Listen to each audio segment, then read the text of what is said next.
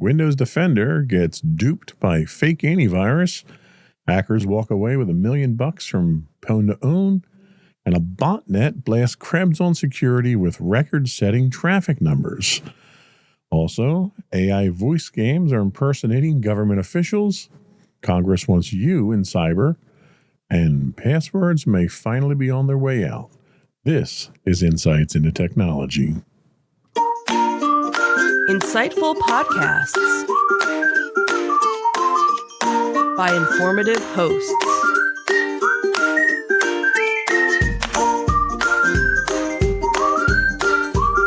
Insights into Things, a podcast network.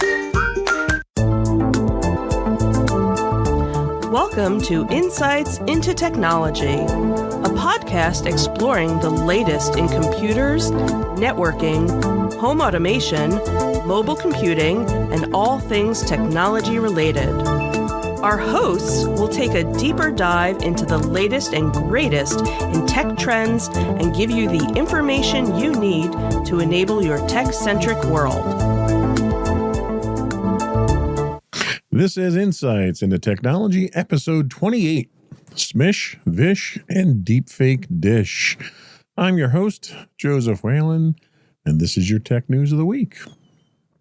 Our first article comes to us from Bleeping Computer. Fake AV, real problems. A new tool named DefendNOT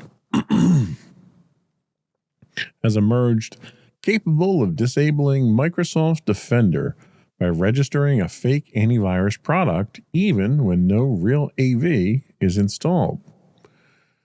Developed by a security researcher, DefendNOT exploits an undocumented Windows Security Center API to trick Windows into believing a third-party antivirus is active, prompting Defender to deactivate itself.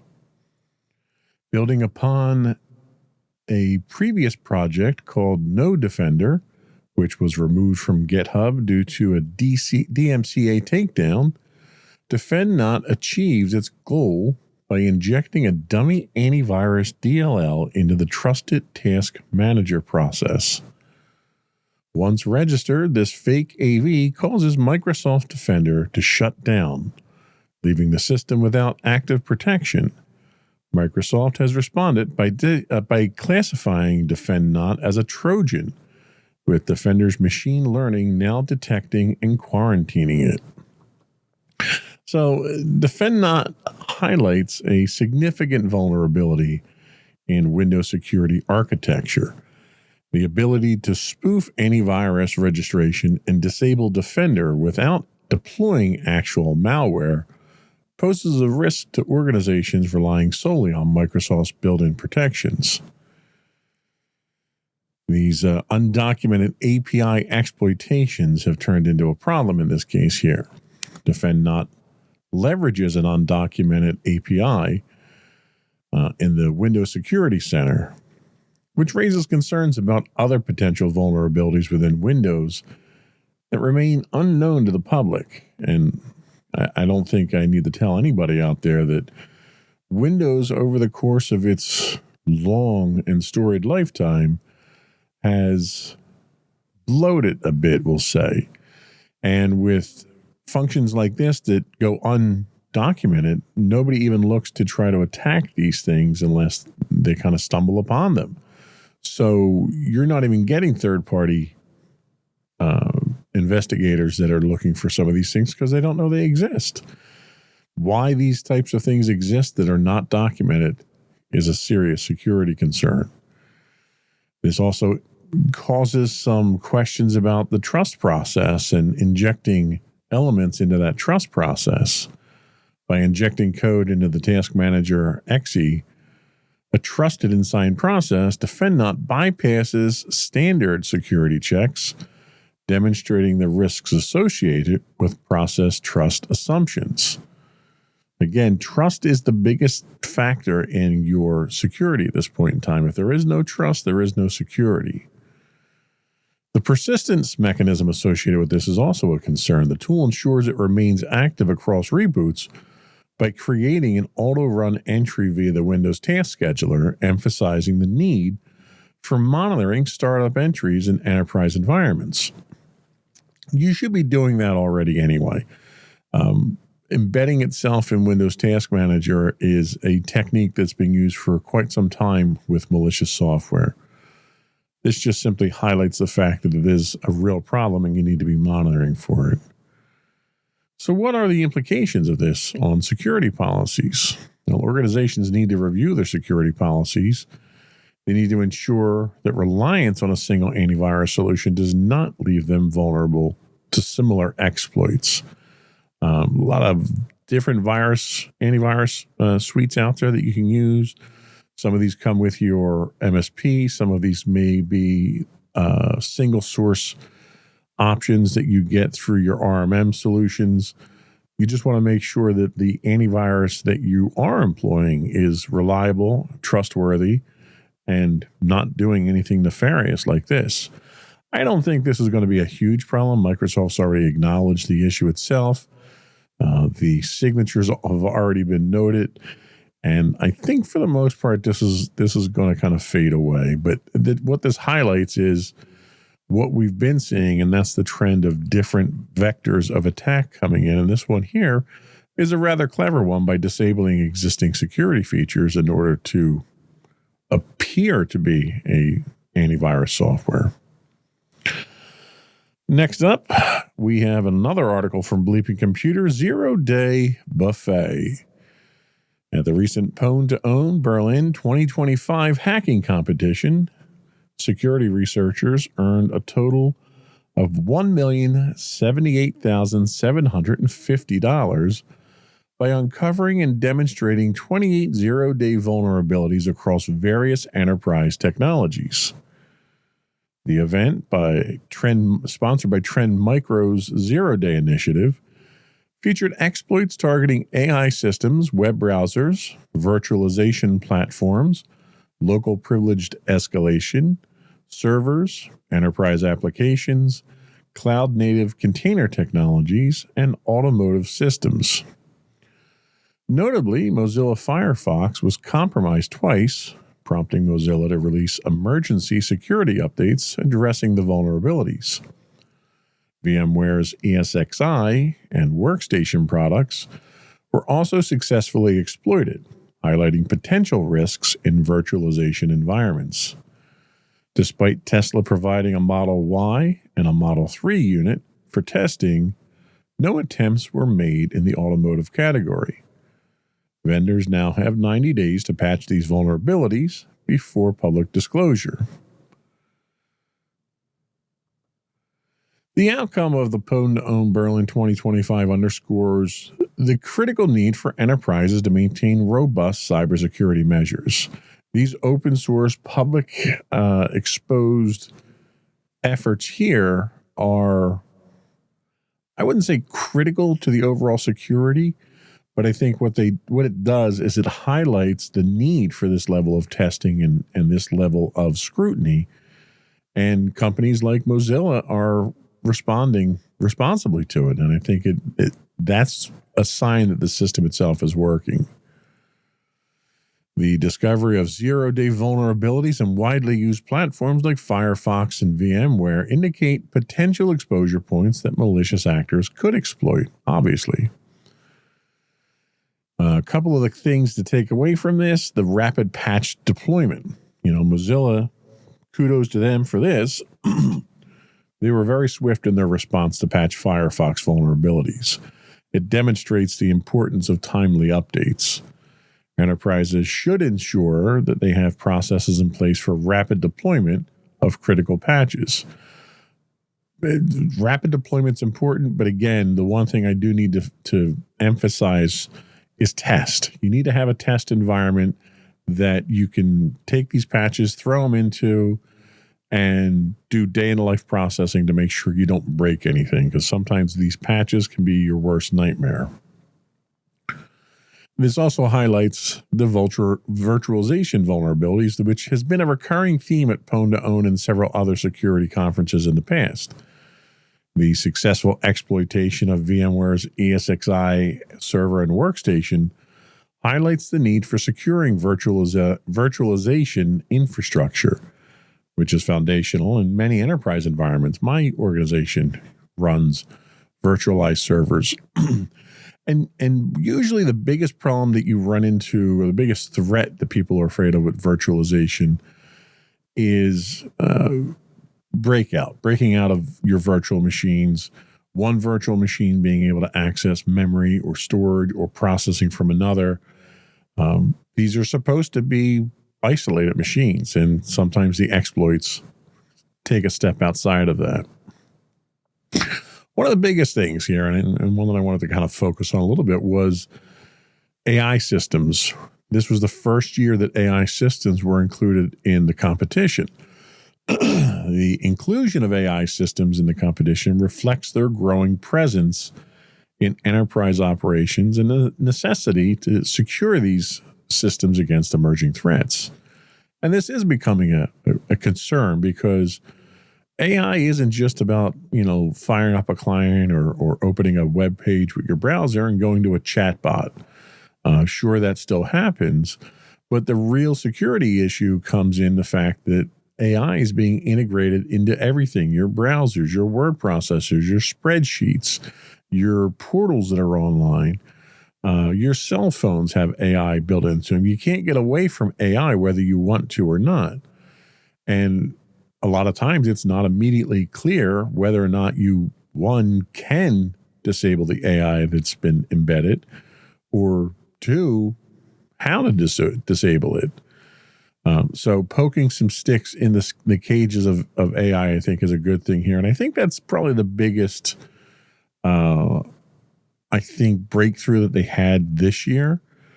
And the exact opposite end of the spectrum was the lack of attempts in the automotive sector. No exploits were demonstrated on the Tesla's vehicles, despite their availability for testing. We already know they have a history of security issues. They have a history of bugs and flaws. And what kind of scares me when you don't go through the process of testing these things, the automotive side of things out, is you're not just looking at an inconvenience. You're not looking at encrypted data or lost data or access to sensitive information. You're literally talking about, a 3,000-pound projectile that has the capability of driving itself. And if someone compromises that system itself, you're talking about turning these into weapons. So I think, if anything, we definitely need to have more scrutiny into these self-driving vehicles. And we should have had that for a long time before they were even allowed on the roads. They're out there now. They're proven to be susceptible to security issues. And I think the important thing we need to focus on now is making sure that those things are either taken care of or taken off the streets. So, but this was an interesting Pwn2Own with some new firsts this year. Next up is an article by Krebs on security when IoT devices attack. Krebs on security recently endured a massive distributed denial of service attack, peaking at over 6.3 terabits per second. This brief but intense assault is attributed to the Asuro botnet, a formidable network of compromised Internet of Things devices. The attack, which lasted less than a minute, was characterized by a barrage of large UDP packets targeting random ports at a rate of approximately 585 million packets per second. Google's Project Shield, which provides DDoS protection to news and human rights websites, successfully mitigated the attack, marking it as the largest ever handled by the service. The Asuro botnet, first identified in 2024, has evolved rapidly, incorporating zero-day vulnerabilities to expand its reach. Notably, the botnet is linked to an individual known as Forky, who has been active in DDoS for hire circles and has had domains seized by the FBI. The recent attack on Pwn2Own Security underscores the escalating threat posed by sophisticated botnets and highlights the importance of robust cybersecurity defenses. The 6.3 terabyte per second DDoS attack on Pwn2Own Security serves as a stark reminder of the evolving capabilities of threat actors and the vulnerabilities inherent in IoT devices.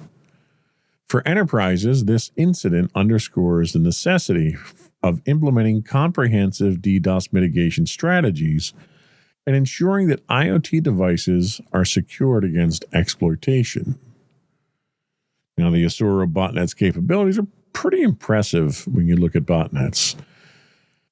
It has the ability to generate traffic exceeding 6 terabytes, which obviously is a record. We haven't seen that in the past. So it demonstrates the potential scale of modern DDoS attacks. Enterprises need to assess whether their current defenses can withstand such volumes. Now, we talked about this in the past and how your corporate presence as a company on the internet is vitally important, whether it's for informational purposes, for e-commerce purposes, for communication with your customers purposes. It's your presence. And if your presence goes away, or if your presence gets altered or distorted in a dangerous way, it can have significant consequences on your business. And a lot of companies out there don't have the protections in place. They don't have a content distribution network in place, like a Cloudflare or an Akamai or something like that, that shelter them from these DDoS attacks. Most companies, when they host their websites, they host them in standard hosting platforms, unless you're sticking them in a Azure environment or AWS. You have to be very careful of who your hosting provider is and what kind of protections they offer. Most hosting providers now provide at least the basic level of Cloudflare protection. But if you're a target-rich environment, or if you have the potential for being hit, that might not be enough for you. This also highlights the vulnerabilities associated with IoT devices. The exploitation of IoT devices with default credentials or unpatched vulnerabilities remains a significant concern. Organizations should enforce strict security protocols for all connected devices. Now, typically, IoT devices are not necessarily that much of an issue within the organization, because most organizations don't allow IoT devices, and you probably shouldn't, or at least you should at least have much more scrutiny towards the ones you do. Most of the IoT devices that have been included in this botnet and other botnets are consumer ones. It's ones, cameras and locks and doorbell cameras and light bulbs and things like that consumers have implemented for convenience sake, but don't necessarily maintain. And every one of those is a potential node on a botnet. The other thing worth talking about is the concept of the DDoS for hire services that we talked about here. The accessibility of these services, often advertised on platforms like Telegram, lowers the barrier of launching large-scale attacks. Enterprises should monitor potential threats originating from such services. Now, those services are not readily available. You can do a little bit of research.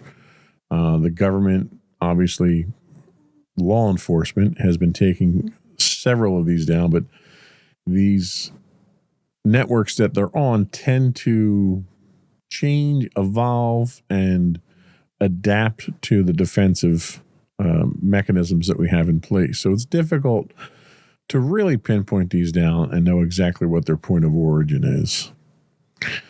We're going to take a quick break, but before we do, I want to real quickly remind everyone that you can email us at comments@insightsintothings.com.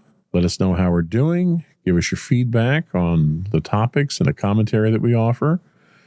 You can also call in and leave a voicemail for us. You can reach us at 403-8788. That's 856-403-8788. Or you can find links to all that and more on our website at www.insightsintothings.com. We'll be right back.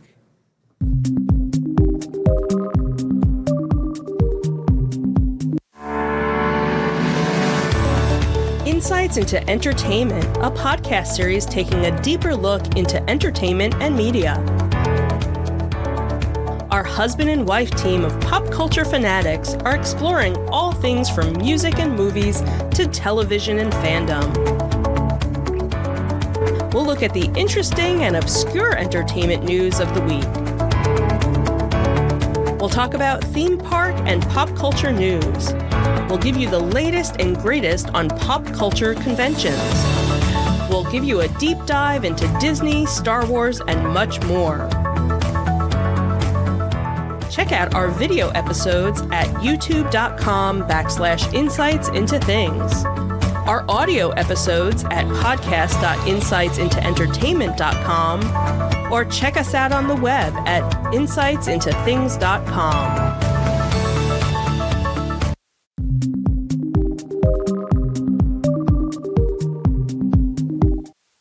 Smishing and Vishing, the AI remix. This one comes to us from Security Affairs. The FBI has issued a warning about a sophisticated phishing campaign targeting current and former U.S. government officials. Since April 2025, attackers have been using AI-generated voice messages and text messages to impersonate senior officials, aiming to gain unauthorized access to personal accounts. These messages often prompt recipients to transition to alternate messaging platforms where further exploitation occurs. This campaign utilizes smishing or SMS phishing and vishing voice phishing techniques, leveraging AI to create convincing impersonations.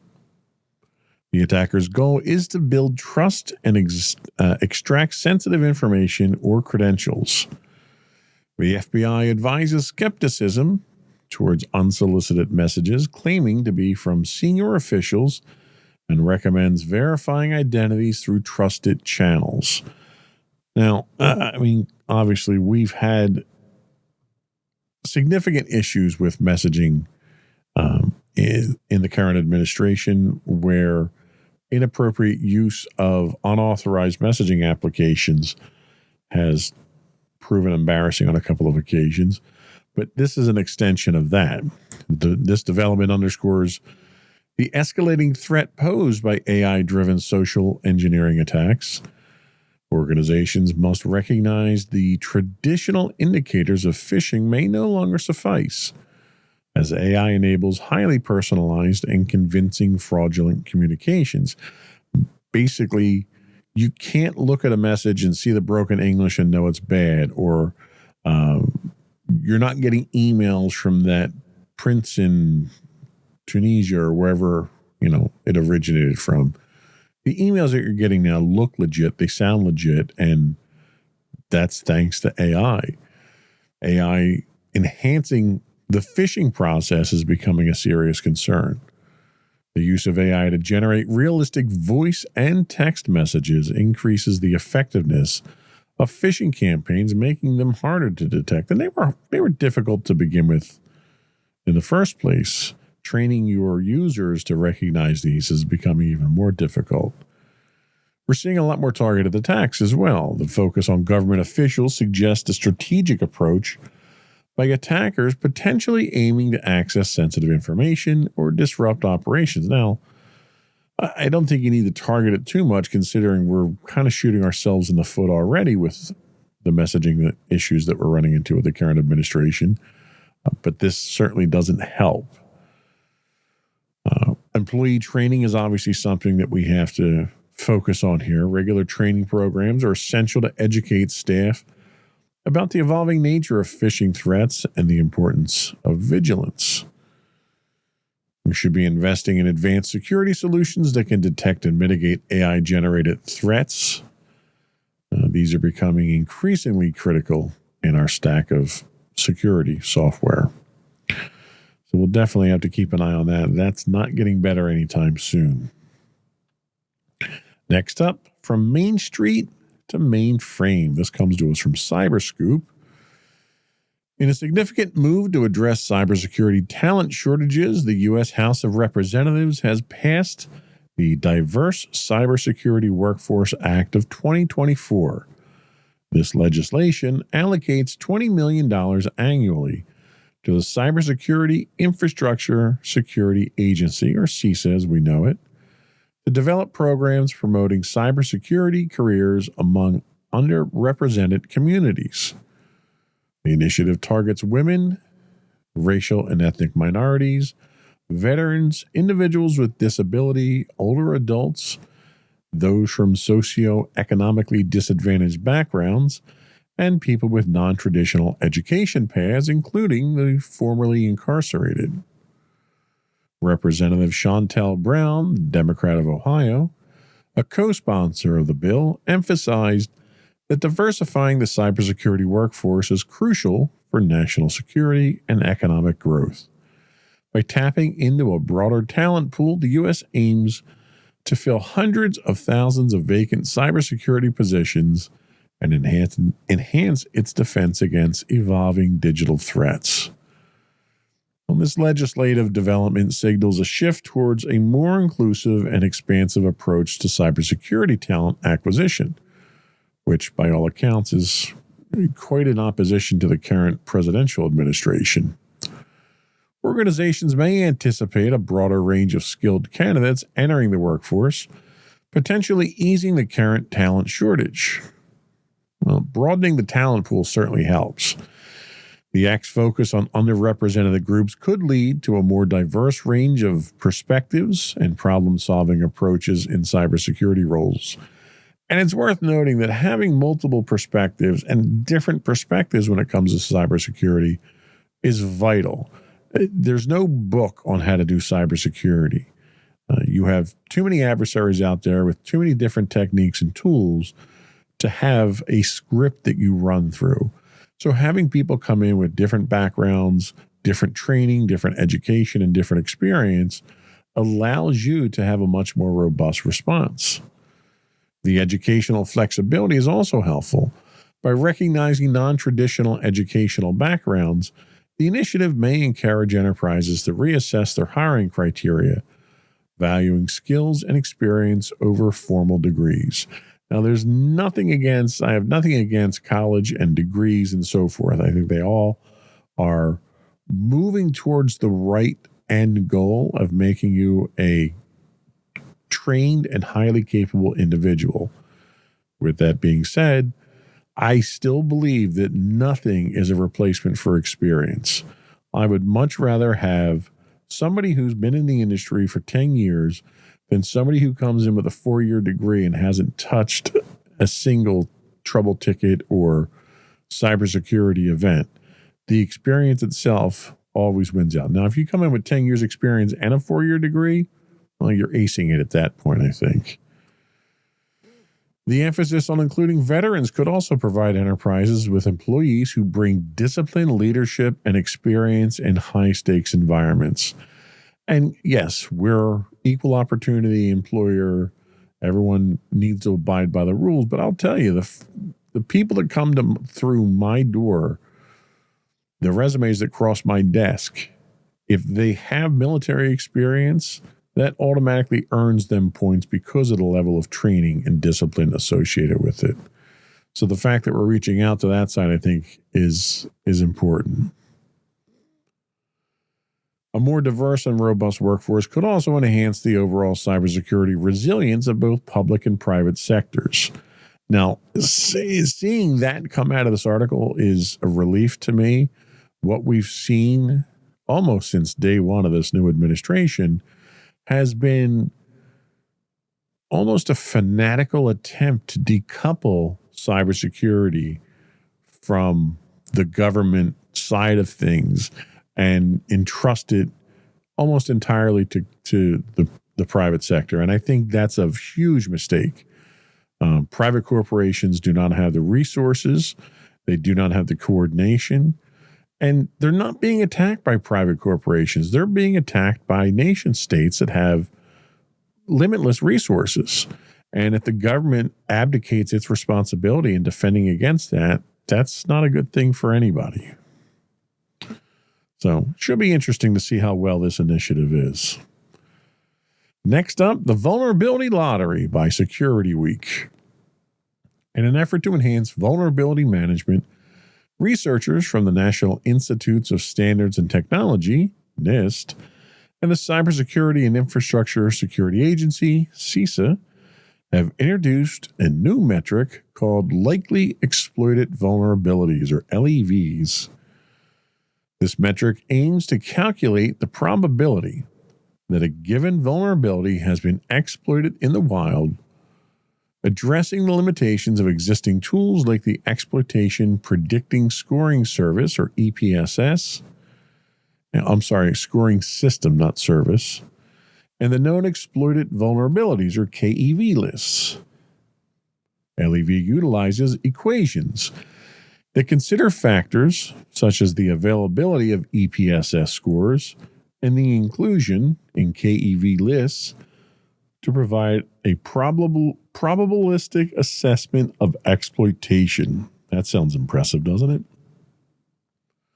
This approach is designed to assist organizations in prioritizing patching efforts more effectively by identifying vulnerabilities that are more likely to have been exploited, even in the absence of direct evidence.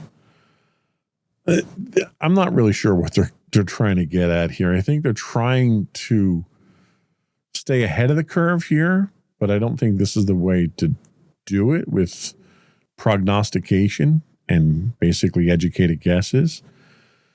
The introduction of LEV represents a significant advancement in vulnerability management, but it's yet to prove itself out as being effective. By providing a probabilistic, that's a hard one to say, by providing a probabilistic assessment of exploitation likelihood, LEV enables organizations to allocate resources more efficiently, focusing on vulnerabilities that pose the greatest risk. Risk. This will enhance existing tools. LEV complements tools like EPSS and KEV by addressing their limitations. While EPSS predicts future exploitation and KEV lists known exploited vulnerabilities, LEV provides a probabilistic assessment of past exploitation, filling a critical gap in vulnerability management. I don't know where this is going to go. I don't think this is going to have a huge improvement to things. I don't think it's going to hurt. Any improvement, I guess, is a good thing, but sounds like one of those things where someone spent an awful lot of time thinking about putting something like this in place without really taking the time to think of how useful it's going to be. So only time will tell if this is, 1, used, 2, accurate, and 3, valuable. So we'll see. I think a lot of what has to do with this is just a panic of helplessness of some of these exploits that are happening on such a regular basis now. Well, that was all we had for today. Before we do go, I wanted to throw out some thank yous to folks who followed us on Twitch. I did have a couple, and I'll throw some honorable mentions out this week. I did have a few folks follow us and comment on our main website hosted on WordPress. I didn't get a chance to put those in the notes, and I apologize, but I'll get them in for the thank you section or shout out section for our next show. But for this week, we had a few folks from Twitch follow us: Entropy_cat, Nikki James 1, Repentant Man, and Will Likes Fortnite, which I think I had those last week. But hey, extra shout out to you guys this week. Before I do go, I want to again take a quick moment to suggest that if you don't do so already, you subscribe to our podcast. You can find audio versions of this show listed as Insights into Technology, or you can find audio and video of all of our shows on the network listed as Insights into Technology. We're available on Apple Podcasts, Spotify, Google, iHeartRadio, TuneIn, anywhere you get a podcast. I would also invite you to write in, give us your feedback, tell us how we're doing, argue with us if you don't agree with what we're talking about. You can email at comments@insightsintothings.com. You can call in, leave a voicemail, and we'll get you on the show. The number is 856-403-8788. Again, that's 856-403-8788. We do stream 5 days a week on Twitch at twitch.tv/insightsintothings. If you're an Amazon Prime subscriber, you do get a free monthly Twitch Prime subscription. We'd love it if you threw that our way. That helps us keep the lights on here. You can also find us on Blue Sky. We're on LinkedIn and Facebook. You can find links to all that and more on our website at www.insightsintothings.com.